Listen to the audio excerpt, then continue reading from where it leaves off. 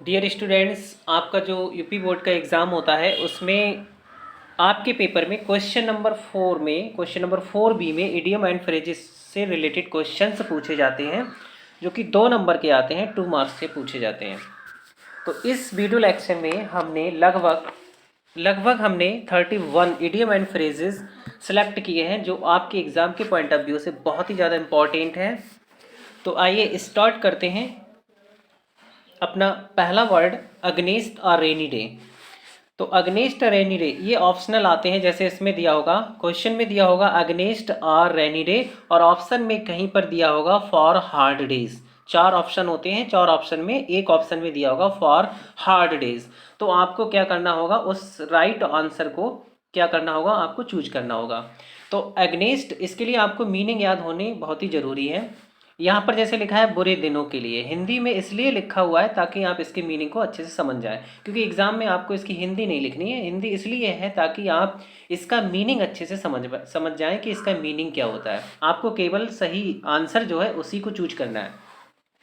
तो जैसे कि यहाँ पे लिखा है against a rainy days, against a rainy days का मतलब होता है बुरे दिनों के लिए। तो इसका होगा for hard days, for hard days, कठिन दिनों के लिए। अब यहाँ पर क्वेश्चन नंबर 2 दिया है, an apple of discord, an apple of discord a bone of contention का मतलब होता है झगड़े की जड़। इसका मतलब क्या होता है, झगड़े की जड़। इन दोनों का मीनिंग होता है झगड़े की जड़। तो ऑप्शन में होगा cause of quarrel. Cause of quarrel भी हो सकता है, काज ऑफ डिस्पट भी हो सकता है। एग्जाम में कई बार इसको पुटअप किया गया है। इसके बाद तीसरा दिया है एन एप्पल ऑफ बंसाई, इसका मतलब होता है आंख का तारा, और ऑप्शन में दिया होगा बेरी डियर। तो ये 2019, 20 और 23 में कई बार इसको पूछा गया है, इसलिए आपके एग्जाम के पॉइंट ऑफ व्यू से बहुत ही ज़्यादा इंपॉर्टेंट है। इसके बाद क्वेश्चन नंबर 4 दिया है एडामले। एडामले का मतलब जल होता है, और ऑप्शन में दिया होगा वाटर। तो वाटर पे आपको क्या करना होगा, वाटर वाले ऑप्शन को आपको सिलेक्ट करना होगा। इसके बाद 5 दिया है अ बेड ऑफ रोजिज, इसका मतलब होता है आरामदायक। बेड माने बिस्तर होता है, रोज माने गुलाब, यानी जो गुलाब का बिस्तर होता है वो कैसा होता है, बहुत आरामदायक होता है। तो ऑप्शन में दिया होगा अ कंफर्टेबल सिचुएशन। इसको भी कई बार पुटअप किया गया है, और ये टीजीटी के एग्जाम में भी एक बार पूछा गया था 2005 में। 6 दिया है अ फूल्स पैराडाइज। अ फूल्स पैराडाइज का मतलब होता है काल्पनिक आनंद। फूल का मतलब मूर्ख होता है, पैराडाइज का मतलब वैसे स्वर्ग होता है। मतलब एक मूर्ख का जो स्वर्ग होता है उसको हम बोलते हैं काल्पनिक आनंद। मतलब एक ऐसा आनंद जिसे आप कल्पना में फील कर रहे हैं, आप इमेजिन कर रहे हैं एक हैप्पीनेस की। ठीक है, तो इसका राइट आंसर होगा imaginary happiness. A dog in the manager, a dog in the manager का मतलब होता है स्वार्थी व्यक्ति। कोई व्यक्ति जो सेल्फिश होता है, सेल्फिश पर्सन होता है, उसको हम बोलते हैं a dog in the manager. अब यहाँ पर नेक्स्ट दिया है a fair weather. A fair weather friends, fair माने वैसे, फेयर माने क्या होता है, सुंदर भी होता है, और फेयर माने अच्छा सुंदर होता है।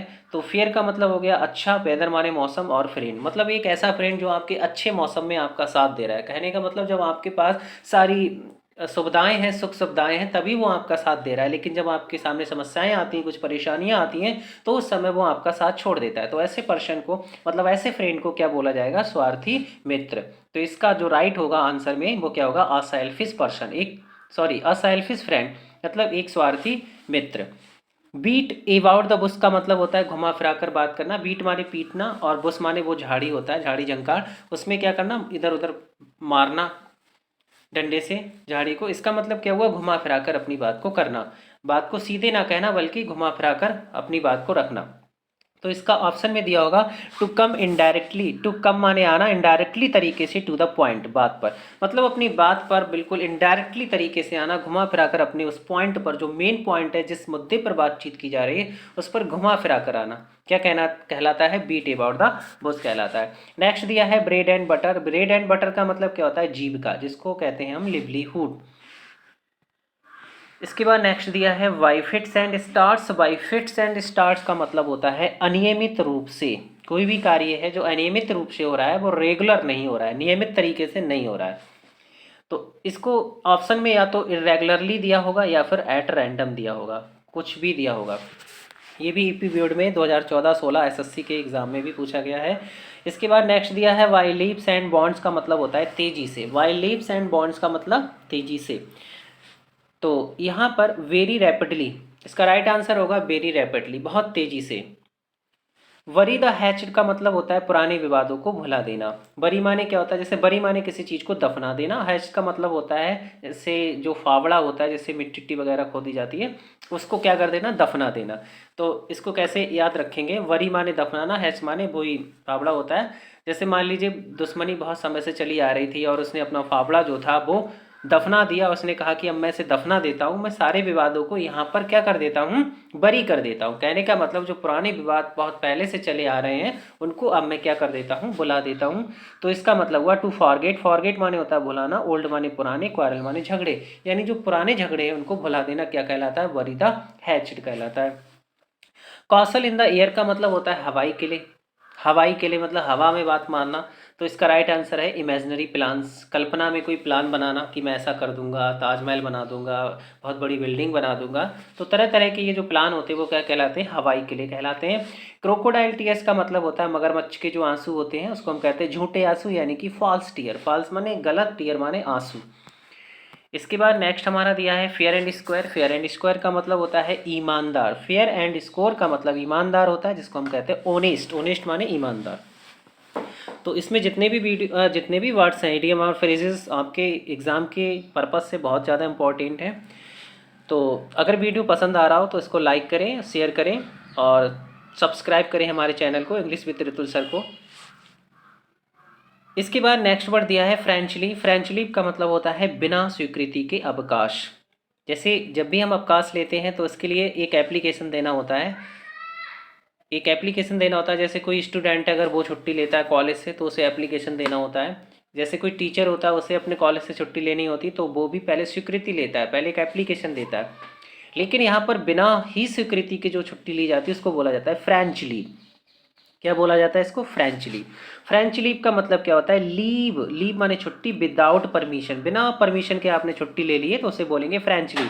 बहुत इंपॉर्टेंट वर्ड है, यूपी बोर्ड में पूछा गया, एसएससी जैसे एग्जाम में भी इसको कई बार पुटअप किया गया है, कई बार इसको पूछा गया, इसलिए ये बहुत ज़्यादा इंपॉर्टेंट वर्ड है। तो ये जो हमारी सीरीज चल रही है बिल्कुल सीक्वेंस में चल रही है। जिस तरह से आपका पेपर डिजाइन किया जाता है बोर्ड में, बिल्कुल ठीक वैसे ही इसको हम चला रहे हैं। और इसमें बहुत ही सिलेक्टेड क्वेश्चन लिए, बहुत ही ज़्यादा इंपॉर्टेंट क्वेश्चन लिए हैं। अगर बच्चे इन्हीं को तैयार कर लेते हैं तो बहुत ही अच्छा स्कोर करेंगे इंग्लिश में।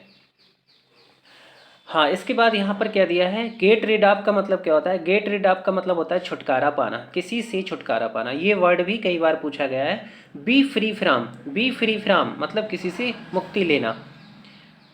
तो ये भी एग्जाम में कई बार पूछा गया है। गो टू द डॉग्स, इसका मतलब होता है बर्बाद होना। गो माने जाना, डॉग्स माने कुत्तों, यानी कुत्तों के पास जाना। तो इसको कैसे याद रखेंगे, जैसे मान लीजिए कुत्ते तो आवारा होते हैं।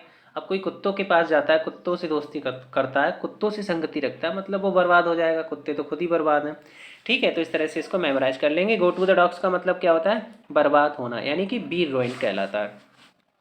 ग्रीस द पाम, पाम का मतलब हथेली होता है, हथेली में ग्रीस लगाना मतलब रिश्वत देना। ठीक है, ग्रीस द पाम का मतलब क्या होता है, रिश्वत देना। तो इसका राइट आंसर ऑप्शन में आपको मिलेगा ब्राइब। क्या मिलेगा आपको, ब्राइब। नेक्स्ट दिया है हेरक्युलियन टास्क। हेरक्युलियन टास्क का मतलब होता है बड़ा कठिन कार्य, बहुत कठिन कार्य, डिफ़िकल्ट जॉब। कई बार एग्जाम में पूछा गया है, डिफ़िकल्ट जॉब कई बार एग्जाम में पूछा गया है। इसके बाद दिया है हॉय एंड क्राई का मतलब शोर होता है, क्लेमर। इसको इंग्लिश में क्या कहते हैं, क्लेमर। इन अ नटसेल का मतलब क्या होता है, संक्षेप में। वेरीफ्लाई, इसको याद करेंगे। वेरीफ्लाई का मतलब क्या होता है, ब्रीफ्लाई का मतलब होता है संक्षेप में, ब्रीफ्लाई। इन लिeu ऑफ का, इन लिeu ऑफ का मतलब होता है बदले में, यानी कि in place of. In place of का मतलब भी क्या होता है, बदले में। इसके बाद नेक्स्ट दिया है 25 किथ एंड किन। किथ एंड किन का मतलब होता है अति निकट मित्र। कोई मित्र जो आपका बहुत क्लोज है, कोई रिलेशन जो बहुत क्लोज है, उसे बोलते हैं किथ एंड किन। किथ एंड किन, ध्यान रखेंगे, किथ एंड किन का मतलब होता है अति निकट मित्र। फ्रेंड्स एंड रिलेशंस, जिसको हम कहते हैं फ्रेंड्स एंड रिलेशंस, ये 2014 में, 16 में और 19 में इसको पूछा गया है। लीव ऑन द लर्च का मतलब होता है किसी को कठिनाई में छोड़ देना। बहुत ही इंपॉर्टेंट वर्ड है ये, किसी को कठिनाई में छोड़ देना। लीव माने छोड़ देना, ऑन द लर्च किसी को कठिनाई में छोड़ देना। जैसे जब उसके पास सारी सुविधाएं थी, वो आराम से रह रहा था, ठीक है, तब तो आप उसका साथ दे रहे थे, लेकिन जैसे ही उसके सामने कठिनाइयाँ आई, डिफ़िकल्टीज आई, आपने उसका साथ छोड़ दिया, परेशानी में आपने उसका साथ छोड़ दिया, तो उसे बोलते हैं लीव ऑन द लर्स। यानी कि टू लीव माने छोड़ देना, संबंध माने किसी को, इन ट्रबल माने परेशानी में, किसी को परेशानी में छोड़ देना क्या कहलाता है, leave on the lurch. Maiden speech, maiden speech का मतलब होता है पहला भाषण, फर्स्ट स्पीच। इसको वन वर्ड सब्स्टिट्यूशन में भी पूछा जा सकता है। वन हु डिलीवर्स, इस तरह से पूछा जाएगा, one who delivers his first speech. एक ऐसा पर्सन जो अपना पहला स्पीच देता है, पहला भाषण देता है, तो उसे बोलते हैं हम मैडन स्पीच बोलते हैं। और एक आता है एक ऐसा स्पीच जो बिना तैयारी के दिया जाता है। जब भी हम स्पीच देने जाते हैं तो पहले कुछ ना कुछ तैयारी करते हैं कि मुझे ये इस तरह से डायलॉग बोलना है, उसमें मतलब ये शेर व शायरी करना है, तो इस तरह से हम कुछ तैयारियां करके जाते हैं किसी भी स्पीच को देने से पहले। लेकिन क्या होता है, अगर हम किसी भी प्रकार की कोई तैयारी नहीं कर रहे हैं तो उस स्पीच को क्या बोलते हैं, तो उसको बोला जाता है एक्स्टेम्परी। एक्स्टेम्परी उसको बोला जाता है, ये भी वन वर्ड सब्स्टिट्यूशन में पूछा जाता है। लेकिन फर्स्ट स्पीच को बोला जाता है मैडन स्पीच। ऑन एंड ऑफ का मतलब होता है अनियमित रूप से। ठीक है, इसका राइट आंसर होगा इरेगुलरली, इरेगुलरली इसका राइट आंसर होगा। पिक होल्स इन का मतलब होता है दोष निकालना किसी में। पिक माने पिक होल्स, मतलब किसी के छेद को देना, किसी के कपड़े में होल है, छेद है, किसी की जेब में छेद है, तो आप कह रहे हैं अरे ये तेरी जेब में छेद है, यानी कि हम उसका क्या कर रहे हैं, दोष निकाल रहे हैं। तो पिक होल इन का मतलब होता है दोष निकालना। टू फाइंड फॉल्ट यानी गलती ढूंढना किसी की, किसी में दोष निकालना। टू एंड फ्रो जो है कई बार एग्जाम में रिपीट हुआ है। टू एंड फ्रो का मतलब होता है आगे पीछे। बैकवर्ड एंड फॉरवर्ड, ये आपको ऑप्शन में मिलेगा, बैकवर्ड एंड फॉरवर्ड, फॉरवर्ड। तो टू एंड फ्रो का मतलब होता है। इसके बाद नेक्स्ट हमारा दिया है pros and cons. Pros and cons का मतलब क्या होता है, तो प्रोज एंड कॉन्स का मतलब होता है पक्ष तथा विपक्ष, फॉर एंड अगेंस्ट। ठीक है, तो इस वीडियो में हमने 31 one word substitute 31 idiom and phrases हमने कवर किए थे। अगर आप और भी ज़्यादा पढ़ना चाहते हैं डिटेल में, तो आप इसी चैनल पर आपको इडियम और फ्रेजेस मिल जाएंगे। ठीक है फ्रेंड्स, मिलते हैं नेक्स्ट वीडियो में।